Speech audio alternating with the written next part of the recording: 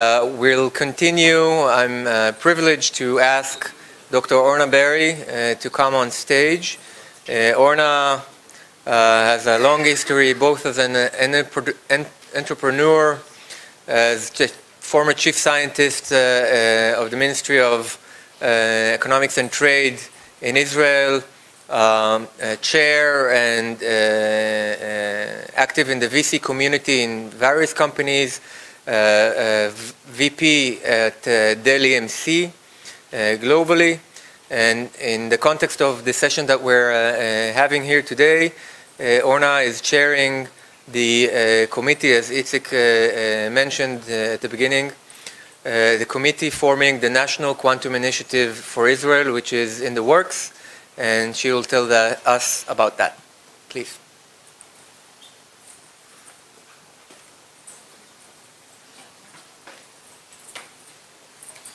So as you see, this is a joint work that we were in the same committee, and from all the people in the committee, I was the most ignorant of quantum science and technology, but I come with quite significant experience in forming science and technology programs in Israel, in the EU, and in the United States.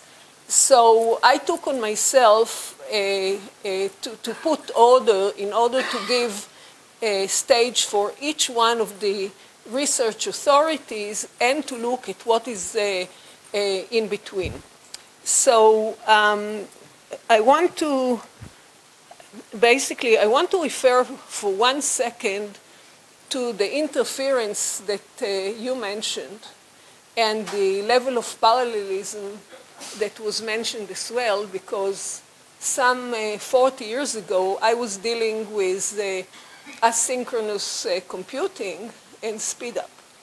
And of course, because of the dependency and the lack of entanglement that you needed to do in some form of synchronization, when you went up in the level of parallelism beyond efficiency, you were degrading the performance.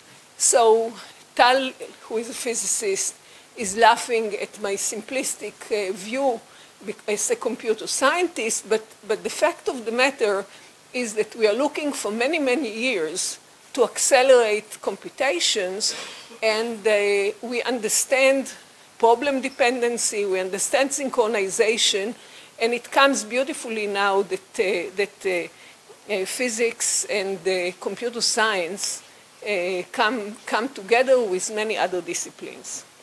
So as Itzik mentioned at the very beginning, there are many aspects of why to become competitive in the area of quantum science and technology. And when I was asked to look at infrastructure for quantum science and technology, I gave fairly quickly an answer that it's not time to look at the infrastructure, it's time to build the competences, which means that in order to become really competitive, we needed to have a much larger crowd who is competent in various aspects of quantum science and technology, and we're not talking only about computing, and we are not talking only about security. So this modality, I think to our understanding, is that we need to build a sufficiently large community that really masters the principles of quantum science and technology, and this is the basic science, comes from it the applied science, and eventually we're developing technologies. And as it always happens, when we develop technologies, we can actually experiment much broadly with the science that we're evolving. So from my perspective, we're looking at 30 years program.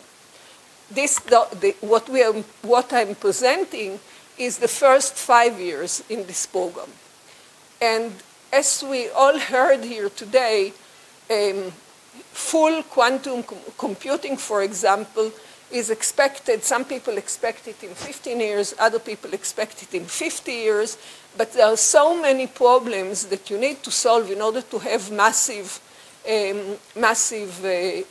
quantum computing that we have to build up for it. But there are other areas that we're already using, and those areas turn out to be very important in order to transfer capabilities between the different disciplines that lead us to the capabilities of building everything quantum. And remember that if we don't deliver a good enough program, we create some areas that are critical for the implementation, that are critical paths that is slowing down the rest of the development. And consequently, we need to build broad enough basis in order to be able to achieve what comes later.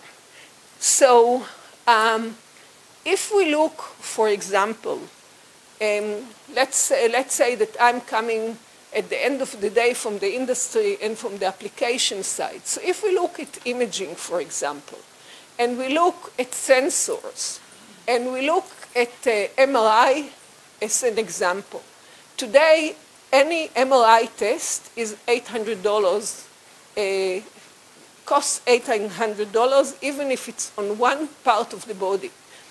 If we would go to $100 because of resolution, because of computational capability, and then we change and we increase the resolution by 10,000 times, then the cost makes MRI advantageous on any other kind of imaging, and diagnostics become something that is much more commonplace. So in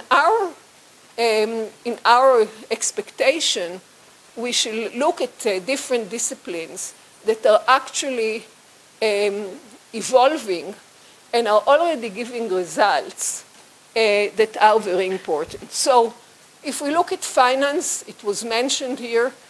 Yesterday at the Technion, I met JP Morgan.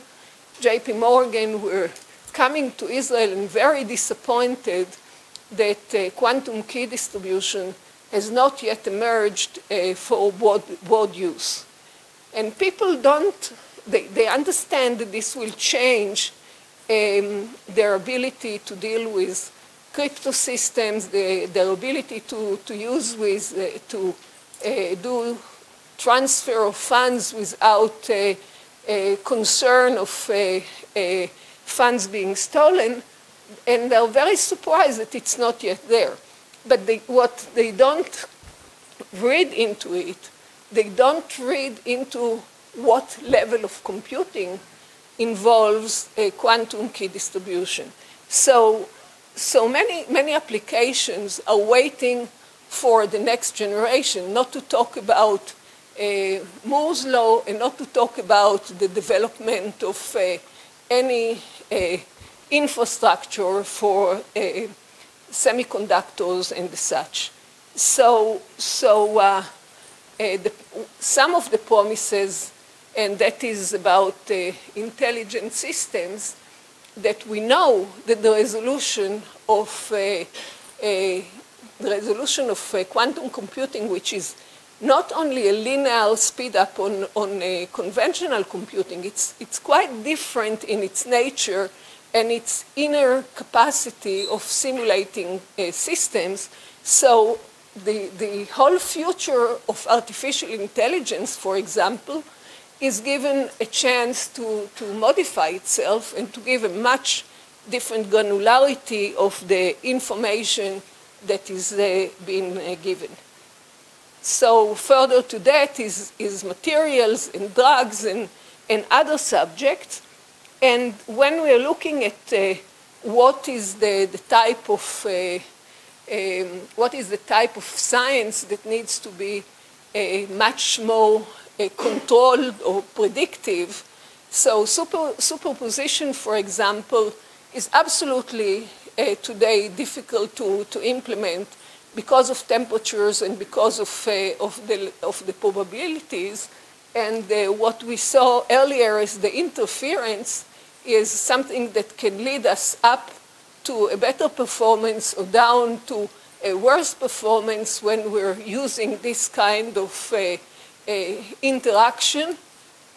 And entanglement is definitely a difficult issue to implement. So we don't really master the physics in order to be able to have deterministic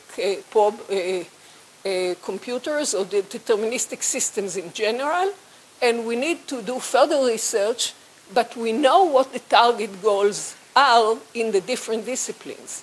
And we know that when we develop one discipline with the scientific background to the depth, we are getting to the point that it influences the other disciplines because it's all transferable. It's all exchangeable. So what we did in the committee, we looked at what areas are important in the global competitiveness and what areas are strong within our current existing system. Israel is a country of information communication technologies, and please, if you're in biotechnology or other areas, don't be offended, but certainly information communication technologies put us ahead of the curve relative to our size. And consequently, we cannot assume that we can run a program that the program doesn't look first and foremost at computing and at simulation. Then I said information communication technologies, so then definitely communication is critical. It's critical for many reasons. It's critical for secure communication. It's critical also for operations of defense systems, such as the Iron Dome and others. There are lots of elements that communication comes in. Remember that we're a speckle in the Middle East, very remote, and when you can calculate not only the probability, but also the expected value of interference of anything that goes from here to another part of the world, you can assume that this is critical. What is much more advanced than other areas today is the area of sensing. But of course, it can be developed into many more disciplines as it is today. We're very good in sensing, for example, machine vision, and we can go further to issues like medical imaging and such. Sensing is not only about vision, it's also about precision time distribution and others. Materials that lead us to both to the future of semiconductors, but also to such topics as drug development, foundations which goes to the very important base of the theory, and the innovative technology. People are already looking at various startups, the control of quantum system is right now in place, but there are other topics that are being experimented as well. So if we looked, we had support. We had some support and advisory from abroad. And we looked at what we have by looking at universities, by looking at the defense industries, and by looking at startups. And we found that they are very, as much as we think that we're sparse and small, when somebody comes to judge us from the outside about the level of science, about the level of technology, about the kind of laboratories that are already in place, we're considered to have a very good infrastructure. And what we need to do is we need to enhance the ecosystem in Israel, because if we keep each one operating separately, then the cost of developing quantum infrastructure is too high for any individual institution or company to have it by themselves. We do not have Google. We do not have Google, and we do not have IBM here. We do have IBM software development algorithmically here, and that is a great interaction. But when we look at IBM putting cloud access to quantum computing, they didn't do it in Israel as of yet. There is not enough demand as of yet. So we need to increase the intensity of the ecosystem. We need to see where each individual scientist needs some local equipment, but what is the most expensive that can be equipment that can be shared. We need to look at that as well. And of course, we need to look at business and defense advanced application. As I mentioned, when I was looking at the why go quantum from the practical perspective. So the components that we came with, I won't elaborate on them all, but we have here a few verticals and we have here horizontal areas.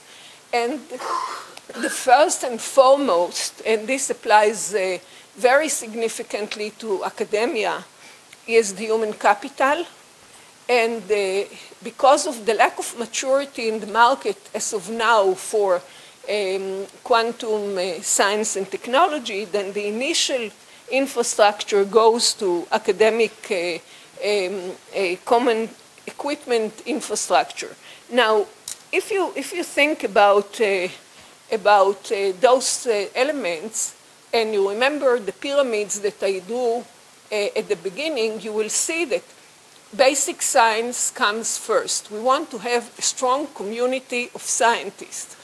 Eventually, there can be engineering education coming out of it, which has lesser requirements. But yesterday, when I was at the Technion and I looked at the prerequisites for common departments courseware, there are so many prerequisites that there will be very few people who will be able to come into a course and attend unless they take additional courseware. So we need to build a number. We want about 50 new faculty numbers. We want additional research people in advanced degrees in order to be able to say that we mobilize it. And then we want to start using capabilities. And for example, the dimension of cloud is really access to other computing environment that can be in use. And as I mentioned, quantum sensing is already well developed and should be further developed because the knowledge is interchangeable. So I think that this is an organization of the information that we have from academia, from defense, from industry, and from science ministry, to actually compose it into a comprehensive program and to provide an ecosystem where each one knows about what the others are doing, maybe not understand the fundamentals, but know what the outcome is. Often industry is impatiently waiting for academic results in order to incorporate them in more advanced and more competitive products. And I can attest to the fact that sensing and quantum key distribution which is still at the fairly basic mathematical level. Sensing is advanced, as I say, but the quantum key distribution is very much at the mathematical level. People are waiting for it to be available.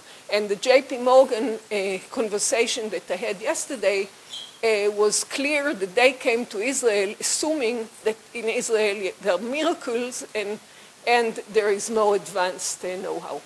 So if you have any questions, I'll be happy to address, but Tal, please come and be with me because sometimes you're much better at answering those. Thank you, Orna.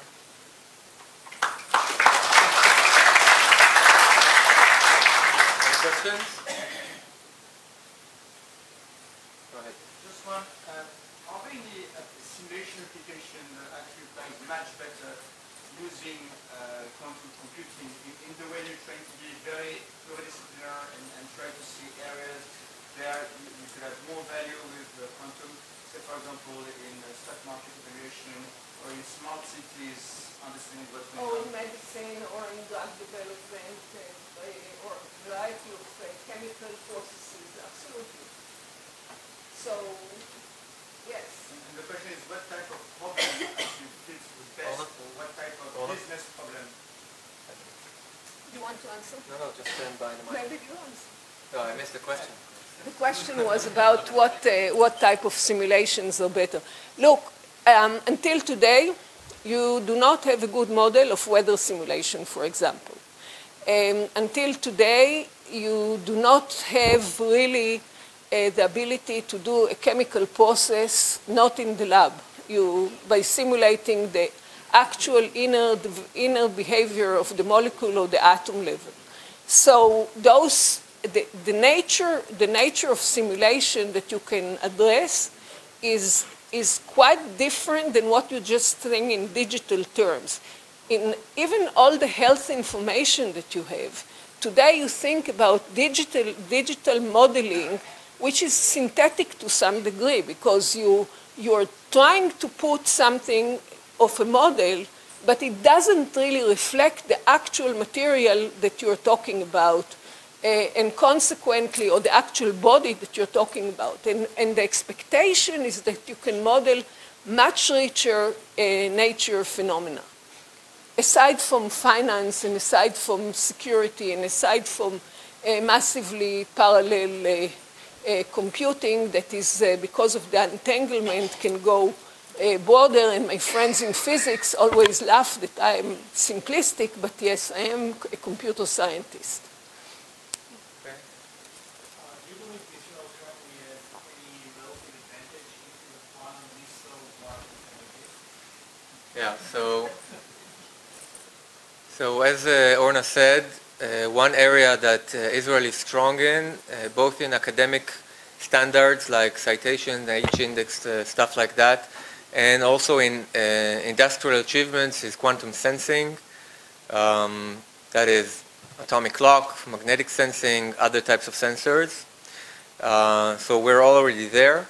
We have a strength built on a decade of work that was in nanotechnology, but is also very relevant to quantum materials that will push this forward, and we seem to have a strength in that. We also have a tiny but very good community in quantum information. The problem there is that we don't have enough critical mass for working in that, and as you could have seen in the previous slide, there is a focus area in the program about quantum computing to push that and enlarge that good community as a specific focus area, apart from the direct academic research, which is broad and horizontal. Okay, so let's thank Orna again and move to the next. Just to conclude on what Tal has just said, the proportion between the bubbles here reflect also the allocation, the budget allocation. So.